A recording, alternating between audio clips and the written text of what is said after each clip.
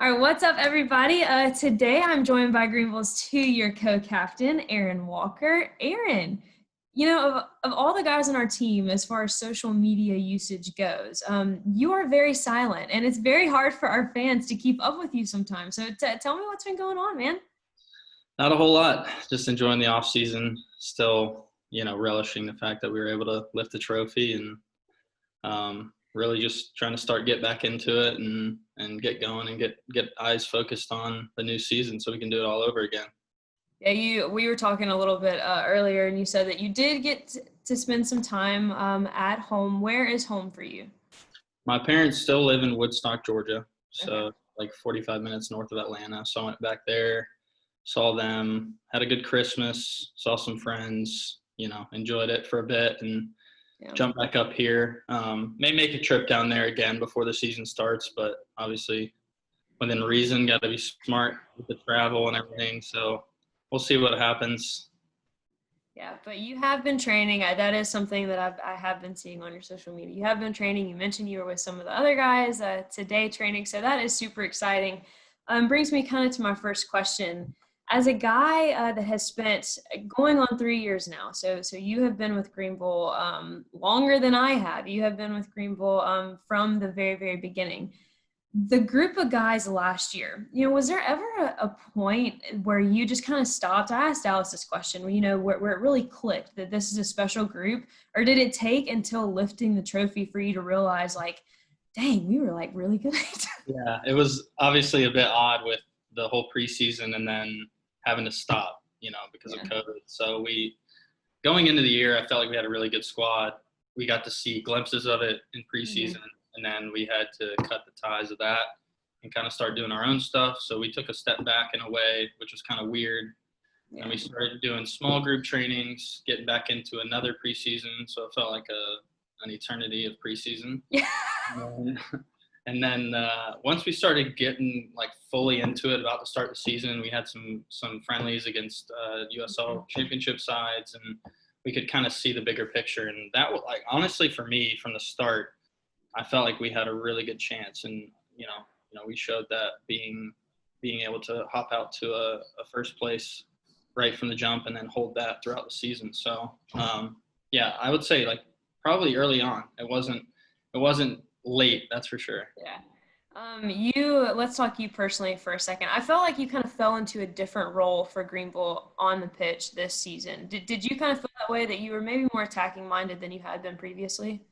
A little bit, yeah. I mean, obviously, John sees different roles for me and for the team, and I just got to do what I can to help the team. And that's kind of something about our culture, I think, that makes us special, is the team first mentality. And it's, you got to do what's asked of you, and when you buy in, you see the rewards that we've had. So it's, for me personally, yeah, it was a little different, but still, maintaining that captain role and being able to help guys when they needed it, and it was, I still enjoyed it, obviously. So Obviously, anytime you lift a trophy, I think that's pretty enjoyable.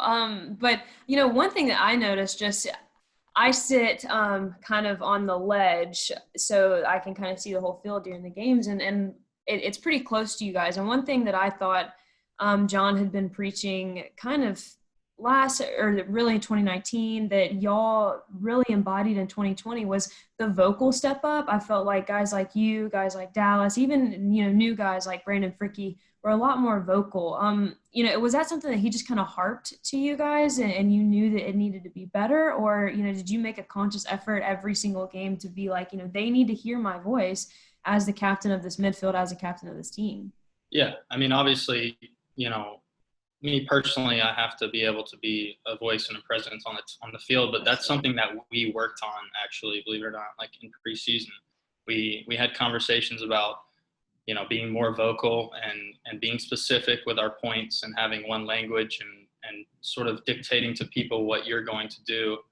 And I think that reflected itself on the pitch, being able to be on the same page. Because I think the first year, obviously, we're all kind of learning each other a bit, and we were able to make it to the finals. And this year, that was the main focus of ours, was to be more vocal, to demand more of each other in the right ways. And I think, that's that's something that really, really helped us this year.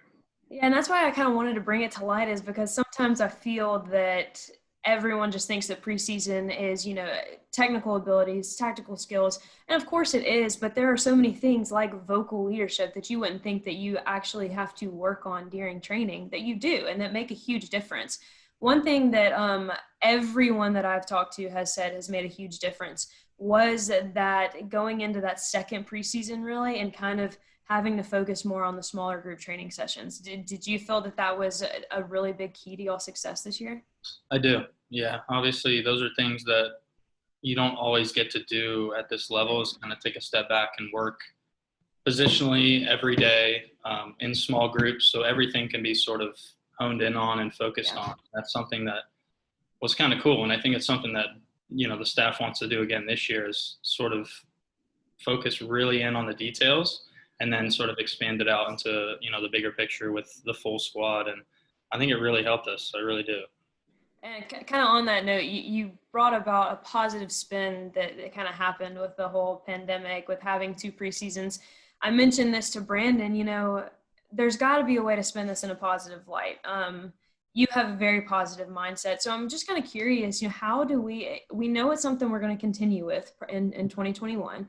How do we continue to, not just as a team utilize this for our own betterment, but how do we continue just as people to spin this in a more positive way? Yeah, I mean, for us right now, we are unsure of a start date, which is still difficult kind of in terms of building up for preseason. So we're trying to balance that.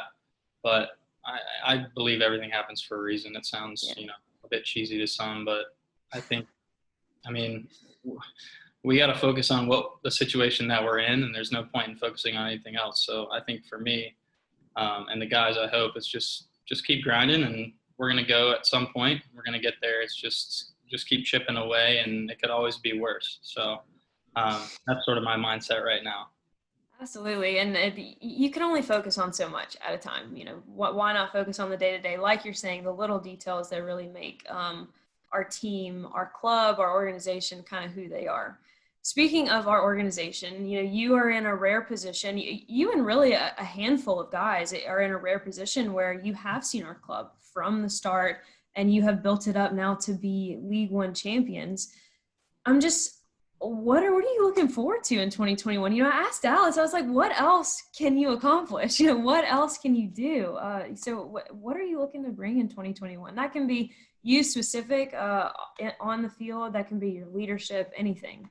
Yeah, I want to continue to try to grow, obviously, as a person and as a captain and as a player. I think last year for me, I wasn't super thrilled with my overall season. So that's something personally I think this year I need to turn around, and I have things I've been working on. But as a group, we obviously want to get to the final again and lift the trophy and maybe play an actual game.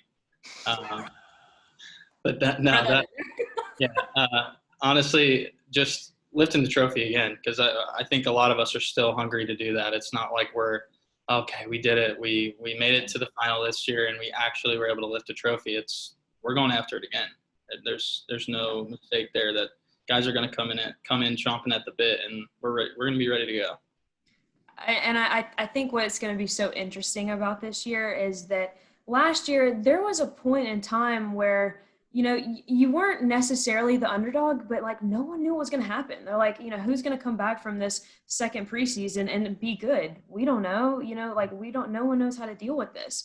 And from the get-go, Greenville was number one for 16 weeks. And now that kind of all-encompassing success is definitely going to be into 2021. The target on your back is going to be huge. And you want to say that the room for mistakes are going to be a lot smaller because everyone is going to give their best shot against you guys. Yeah, for sure. Having the success that we've had, teams that come up against us have said, it's going to be a battle. And I think every single game this year is going to be a battle. Teams are adding good players to their rosters. A lot of teams are bringing back good guys. It's going to be very competitive this year, and it's not going to be easy. It's obviously going to be, like you said, just a target on the back, and we just got to roll with it, but we got to be prepared. We got to come in and, guys know their role, and we got to be on the same page and together, just like we were last year. So. Yeah, preparation obviously in anything is huge, and just being aware that you have the target on your back is sometimes even just a helpful bit. But getting away from soccer for a second, again, you have been a guy now that has kind of made Greenville home. You went home for a little bit, but you have been in Greenville for more or less the last 3 years. Tell me some of your favorite parts about the city. Why does it feel like home to you? I don't know. It's obviously Atlanta's pretty big, so it can be a bit overwhelming at times. And from the moment I've been here, it's just kind of, I feel like I've settled really well. I don't know what it is. The community has been very embracing and just kind of very supportive of the guys and of the players, and the fans have been incredible. And the food scene's great. I love the food scene, the coffee scene. It's all been cool. I really feel like it is like a second home. So it was, I never skipped a beat when I got here. I was never like, oh, it's going to be tough to settle. I just fell right into it, and I've loved it.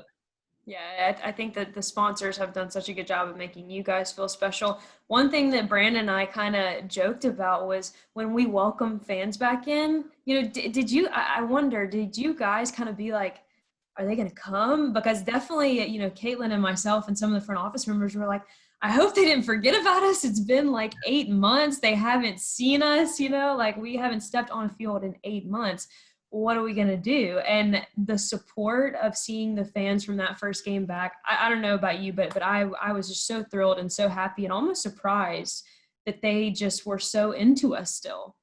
Yeah, that was cool. We obviously didn't know, what we were going to get into when we're letting people back in, especially with what was going on. It was going to be difficult to get fans out, and it felt like, obviously an eternity that we didn't have fans, but they jumped right back in and embraced us again, and it was awesome to have them out there, and that they make such a difference for us when we have that kind of environment there, and it just pushes us on even more. So I'm looking forward to see how it goes in this coming year, and hopefully support can continue to grow. Yeah, and there you have it, ladies and gentlemen. I think that's a great place to end our conversation. A call to action by the captain himself, Aaron Walker. He wants to see you guys out in 2021. I do. I know it really does make a huge difference for these guys, for our sponsors, just everybody to see Legacy Early College packed on a game day. I'm pumped. I don't know about you. I'm excited. I'm getting giddy already. All right, ladies and gentlemen, thank you so much for joining us. Aaron, I will hopefully see you soon. Cool. Sounds good. Thanks for having me.